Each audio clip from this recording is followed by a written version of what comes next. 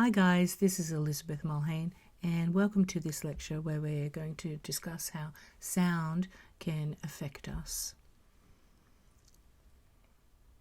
Our connection with sound begins early in the womb.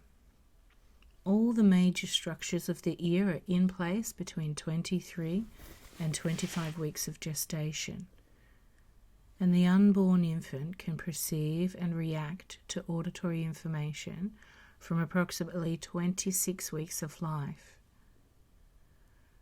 From this stage, the cochlea begins fine-tuning for specific frequencies in order to translate vibratory acoustic stimuli into an electric signal for processing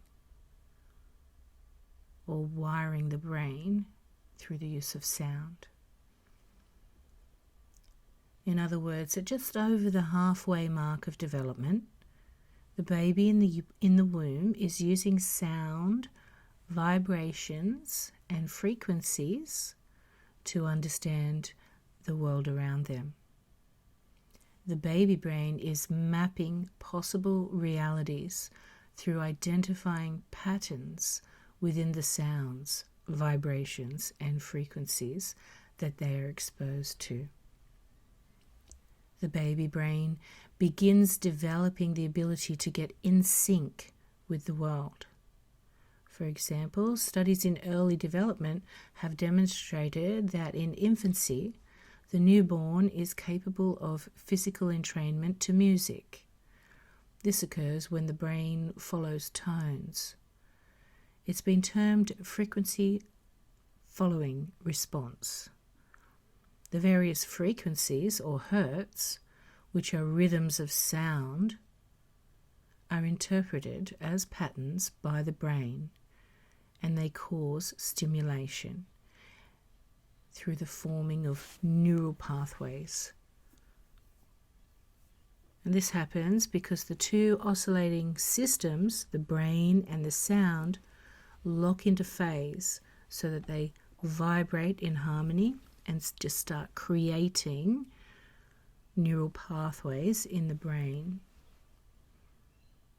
It's the same phenomena that can occur when clicking clocks or ticking clocks synchronize when placed close together, or when a tuning fork synchronizes its frequency vibration to be in harmony with another tuning fork that's been struck, or the way crickets all synchronize in harmonious collective chirping.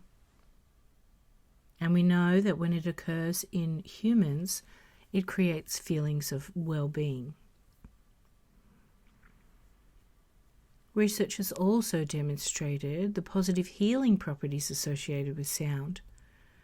For example, research has found that sound can promote growth and reduce disease in plants.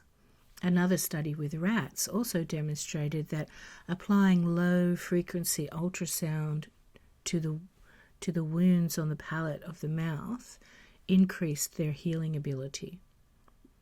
Moreover, listening to music and certain environmental sounds can reduce pain. And in another study, in 2010, found that after experiencing psychological stress, listening to a mixture of natural sounds from a fountain and tweeting birds produced a faster recovery response than that of the control group that listened to suburban environmental sounds. So the sounds around us that we are exposed to have an impact on our healing or our rate of healing. Overall, studies show that we can use certain sounds to promote growth and healing while decreasing feelings of pain through anxiety or prolonged recovery, and simultaneously increase both mental and physical well-being.